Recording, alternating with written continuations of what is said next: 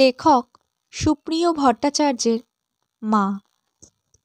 ফোনের রিংয়ের আওয়াজে ঘুম ভেঙে গেল। উঠে চার্জে বসানো ফোনটা ধরতে যাব, তখন রিংটা বন্ধ হয়ে গেল। ফোনটা চার্জার থেকে খুলে হাতে নিয়ে দেখলাম 3:20। বৌদির 2 মিস কল। এত রাত্রে বৌদি ফোন করছে, কোনো বিপদ হয়নি তো ভেবে ফোনটা করতে যাব, তার আগে বৌদি আবার ফোন করলো। ফোনটা ওকে করে বললাম, এই সময় ফোন করছো, সব ঠিক আছে তো? বৌদি বলল, না ঠিক নেই, মার স্ট্রোক হয়েছে, তোমার দাদা আর আমি হসপিটালে নিয়ে এসেছি। হঠাৎ খবরটা শুনে একটা ধাক্কা খেয়ে বললাম, স্ট্রোক হয়েছে মানে? মা এখন কেমন আছেন? ম্যাসিভ অ্যাটাক হয়েছে, কি হয়েছে কিছু বলা যাচ্ছে না বলে ডাক্তাররা মাকে আইসিইউতে নিয়ে গিয়ে চিকিৎসা শুরু করে দিয়েছে। একদমে কথাগুলো বলে একটু থেমে বৌদি আবার বলল, রাগ অভিমান ভুলে তুমি কি কদিনের জন্য আসতে পারবে? তোমার দাদা কিন্তু খুব নার্ভাস হয়ে পড়েছে। বললাম, তুমি আর দাদা দুজনেই হসপিটালে, তাহলে রিয়ান কোথায়? পাশের বাড়ির মিঠুর মার কাছে রেখে এসেছি বলে বৌদি বলল, রিয়ানের জন্য চিন্তা করছি না, চিন্তা হচ্ছে তোমার দাদাকে নিয়ে। বললাম, কেন, দাদার আবার কি হয়েছে? তুমি তো জানো তোমার দাদাকে, মানুষটা একটু নার্ভাস প্রকৃতির। ডাক্তারদের কথা শুনে তার হাত পা কাঁপছে আর বলছে, মা বাঁচবে তো? বললাম, ঠিক আছে, আমি এখনই এয়ারপোর্টের দিকে যাচ্ছি, কলকাতা যাওয়ার যে প্লেনের টিকিট পাবো সেই প্লেনে উঠে পড়ব, তুমি চিন্তা করো না। বলে ফোনটা ছেড়ে দিয়ে এয়ারপোর্টে যাব বলে একটা উবের বুক করে ওয়াশরুমে গিয়ে ঢুকলাম। পিঠ ব্যাগে 3 সেট জামা প্যান্ট, অফিসের প্রয়োজনীয় কাগজপত্র, চার্জার আর ল্যাপটপ নিয়ে আমার বান্দ্রার অফিসের দেওয়া 1 কামরার ফ্ল্যাটটা থেকে বেরিয়ে নিচে দাঁড়িয়ে থাকা উবেরে গিয়ে উঠলাম। উবেরে উঠে মোবাইল থেকে অনলাইনে কলকাতার প্লেন কখন আছে দেখতে দেখতে দেখলাম 6:10 মুম্বাই টু কলকাতার ফ্লাইটে এখনও 11টা সিট খালি আছে। একটা টিকিট বুক করে ছত্রপতি শিবাজি এয়ারপোর্টে আমি সুমন যখন পৌঁছালাম তখন 4:05। উবেরের ভাড়া মিটিয়ে ইনকোয়ারিতে গিয়ে আমার অনলাইনে বুকিং করা টিকিট দেখিয়ে কাগজপত্র যখন হাতে পেলাম তখন 4:50। চেকিং পর্ব মিটিয়ে পিঠ ব্যাগে ট্যাগ লাগিয়ে ডিপার্চার ওয়েটিংয়ে এসে বসে মামাকে ফোন করে মার অসুস্থতার কথা বললাম, আমি এখন এয়ারপোর্টে প্লেনের অপেক্ষায় আছি, মাকে দেখতে যাচ্ছি।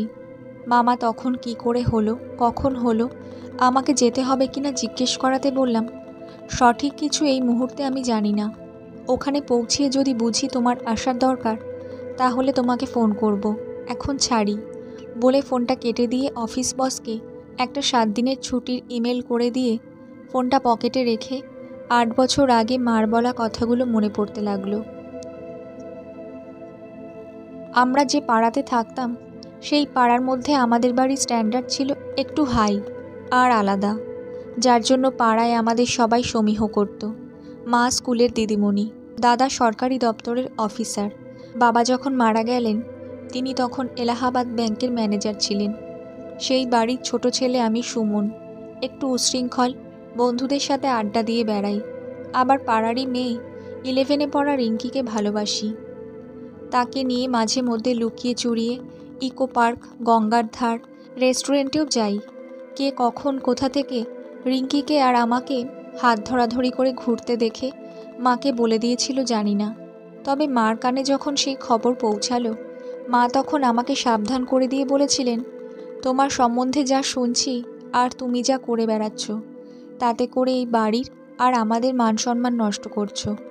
যারা এতদিন আমাদের সমীহ করে এসেছে সেই তারাই আমাকে রাস্তায় দাঁড় করিয়ে বলে কি না, পাড়ার ওই মিষ্টির দোকানদারের মেয়ের সাথে তোমাকে নাকি হাত ধরাধরি করে ঘুরে বেড়াতে দেখা গেছে। আমি বলতে চাচ্ছিলাম ওর নাম রিঙ্কি, কিন্তু মা আমাকে সে কথা বলার সুযোগ না দিয়ে বলেছিলেন, পড়াশোনা করার বয়সে যদি তুমি এইসব করে বেড়াও তাহলে তোমার উচ্চ মাধ্যমিকের রেজাল্ট ভালো হবে কি করে? আর সত্যি যদি তোমার রেজাল্ট ভালো না হয় আর যদি সেই কারণে তোমার বাবা দাদা যে কলেজে পড়েছিলেন সেই যাদবপুর ইউনিভার্সিটিতে তুমি ভর্তি হতে না পারো তাহলে কিন্তু তোমাকে এই বাড়ি ছাড়তে হবে। তখন কিন্তু আমি কোনো কথা শুনবো না, কারণ তুমি সমস্ত রকম সুযোগ সুবিধা পাওয়া সত্ত্বেও লেখাপড়াটা ঠিকমতো না করে অন্য সব কিছু করে বেড়াচ্ছ। আগে মানুষ হও, নিজের পায়ে দাঁড়াও, তারপর তোমার যেটা ভালো লাগে সেটা করো, কিন্তু তার আগে না। কথাগুলো বলে মা সেদিন শেষ কথাটা বলেছিলেন, আজ থেকে তুমি আর কোনো হাত খরচের টাকা পাবে না। সেদিন মাকে অনেক করে বলেছিলাম, পরীক্ষার এখনও 4 মাস বাকি, আমি ভালো রেজাল্টের জন্য চেষ্টা করব, কিন্তু তুমি হাত খরচের টাকাটা বন্ধ করো না। সেদিন মা আমার কোনো কথা শোনেননি। যথারীতি উচ্চ মাধ্যমিকে 72% নাম্বার পেয়ে যাদবপুরে ভর্তি হতে পারিনি বলে মা আমাকে মুম্বাইতে মামার কাছে পাঠিয়ে দিয়ে বলেছিলেন, বাড়ির মান সম্মান তো নষ্ট করেছ, এবার অন্তত তোমার মামার মান সম্মানটা নষ্ট করো না। দাদার তখন বিয়ে হয়নি, বাড়ির গার্জিয়ান মা, তাই মা যা বলবেন সেটাই হবে। তবু দাদা মাকে বলে বুঝিয়ে আটকাবার অনেক চেষ্টা করেছিল, কিন্তু মার জেদের সামনে কিচ্ছু করতে পারেনি। রেজাল্টের অজুহাতে বাড়ি ছাড়া করে রিঙ্কির থেকে দূরে সরিয়ে দেওয়ার জন্য সেদিন মার উপর খুব রাগ হয়েছিল। ঠিক করে নিয়েছিলাম মার সাথে আর কথা বলবো না। 14 বছর ধরে মুম্বাইতে থেকে চাকরি করার জন্য মামার পরিচিতিটা ভালোই ছিল, যার জন্য 72% নাম্বার পাওয়া সত্ত্বেও মামাকে অনেক ধরাকড়া করে শেষ পর্যন্ত মুম্বাইয়ের নামকরা জয়হিন্দ কলেজে আমাকে ভর্তি করাতে পেরেছিলেন। মুম্বাইতে চলে আসার পরও রিঙ্কির সাথে ফোনের মাধ্যমে যোগাযোগটা ছিল, কিন্তু 1 বছর যেতে না যেতে রিঙ্কি আস্তে আস্তে যোগাযোগটা কমাতে কমাতে শেষে একেবারেই বন্ধ করে দিল। আমি যখনই তাকে ফোন করতাম তার ফোন নট রিচেবল বলতো।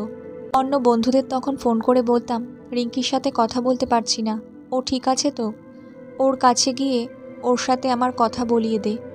তখন তারা হ্যাঁ দিচ্ছি বলে ফোনের সুইচ অফ করে দিয়ে আর কথা বলতো না।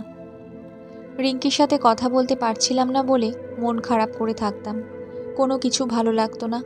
সেই রাগটাও গিয়ে পড়তো মায়ের উপর, যার জন্য মা ফোন করলে আমি ধরতাম না, আমিও ফোন করতাম না। 4 বছর পর আমি যখন গ্র্যাজুয়েশন করে MBA করছি, দাদা একদিন হঠাৎ ফোন করে বলল, তোর সেই রিঙ্কির কিন্তু আজ বিয়ে, আমার নিমন্ত্রণ আছে, আসবি নাকি? সেদিন রিঙ্কির বিয়ের কথা শুনে আমার খারাপ লাগেনি, কারণ সে নিজে থেকে যোগাযোগ বিচ্ছিন্ন করেছিল। যার সাথে 3 বছর কোনো যোগাযোগ নেই, তার জন্য সেই ফিলিংসটাও আর ছিল না। বিয়ের কথা শুনে সেদিন দাদাকে বলেছিলাম, তুই যে বিয়ে বাড়ি যাবি, মা কিছু বলবে না? সেদিন দাদা বলেছিল, পাড়ার লোক হিসেবে নিমন্ত্রণ আমাদের সবার, কিন্তু মা শুধু আমাকে একা যেতে বলেছে। কথাটা শুনে সেদিন যে আমার কি হয়েছিল, ফোনটা কেটে দিয়েছিলাম। পরক্ষণে দাদা ফোন করলেও সেদিন আর ফোন ধরিনি, কারণ মাথাটা গরম হয়ে গিয়েছিল এই ভেবে, যার জন্য আমাকে বাড়ি ছেড়ে মুম্বাইতে থাকতে হচ্ছে। সে বিয়ে করছে এবং তার বিয়েতে আমারই দাদা যাচ্ছে নিমন্ত্রণ খেতে। দাদার উপর আমার এমনিতে কোনো রাগ না থাকলেও নাম্বার কিছুটা কম পাওয়ার জন্য পার্টিকুলার যাদবপুর ইউনিভার্সিটিতে ভর্তি হতে পারবো না, এই অজুহাতে মা আমাকে রিঙ্কির থেকে সরিয়ে মুম্বাইতে মামার কাছে পাঠিয়ে দেওয়ার জন্য মূলত মার উপর রাগ করে 5 বছর আগে দাদার বিয়েতেও আসিনি। এমনকি 3 বছর আগে দাদার ছেলে রিয়ান হওয়ার খবর পাওয়া সত্ত্বেও দেখতে যাইনি। যদিও ফোনের মাধ্যমে ভিডিও কলিংয়ে বৌদিকে এবং রিয়ানকে দেখেছি, কথাও হয়। বৌদি 2বার চেষ্টা করেছিল মায়ের সাথে কথা বলাবার। আমি ফোনটা ডিসকানেক্ট করে দেওয়ার আগে বৌদিকে বলেছিলাম, তুমি যদি এরকম করো তাহলে কিন্তু তোমাদের সাথেও কথা বলা বন্ধ করে দেব। তারপর বৌদি মাঝে মধ্যে ফোন করে আমার খবর নিলেও মার সাথে কথা বলার কথা আর বলতো না। সেই বৌদি আজ যখন ফোন করে বলল মার অবস্থা ভালো না, ICUতে আছে, তখন হঠাৎ খবরটা শুনে বুকে যেন একটা ধাক্কা খেয়েছিলাম। ওই মুহূর্তে বৌদিকে খুব বলতে ইচ্ছে করছিল, ভিডিও কলিংয়ের মাধ্যমে মাকে একটু দেখার ব্যবস্থা করে দাও না, কিন্তু কথাটা বলতে পারিনি মার সাথে আমার করা ব্যবহারের কথা ভেবে, আর মা ICUতে আছে বলে। তাই তো একটুও দেরি না করে সমস্ত মান অভিমান ভুলে মাকে দেখার জন্য, মার সাথে কথা বলার জন্য এয়ারপোর্টে বসে আছি, প্লেন ছাড়ার অপেক্ষায়। চিন্তায় ছেদ পড়ল আমার প্লেনের অ্যানাউন্সমেন্ট শুনে। বাবা মারা যাওয়ার পর যে মা কোনোদিন বাবার অভাব বুঝতে দেয়নি, এমনকি আমি যে আজ মুম্বাইতে পড়াশোনা করে চাকরি করছি, সেও ওই মায়ের জন্য। আজ সেই মা এখন ICUতে শুয়ে মৃত্যুর সাথে লড়াই করছে। ভেবে ঝাপসা হয়ে আসা চোখ দুটো মুছে হাত জোর করে বাবা ভোলানাথের উদ্দেশ্যে অন্তর থেকে বলতে লাগলাম, বাবা আমার মাকে সুস্থ করে দাও। উঠে লাইনে দাঁড়িয়ে ফোন বার করে বৌদিকে ফোন করে বললাম, 6:10 প্লেনটায় উঠছি, নেমে কোন হসপিটালে যাব, আর মা এখন কেমন আছেন? বৌদি বলল, মা MRIতে আছে, ওই একই রকম। তুমি বাড়িতে গিয়ে ফ্রেশ হয়ে তারপরে এসো। বললাম, তুমি আর দাদা কি এখনও হসপিটালে আছো? বৌদি হ্যাঁ বললে বললাম, তাহলে আমি আগে হসপিটালে গিয়ে মাকে দেখব বলে ফোনটা কেটে দিয়ে সুইচ অফ করে সিটে বসলাম। গল্পটি 2টি পর্বের, এটি প্রথম পর্ব। দ্বিতীয় ও শেষ পর্ব আমি আগামীকাল পোস্ট করব। ধন্যবাদ।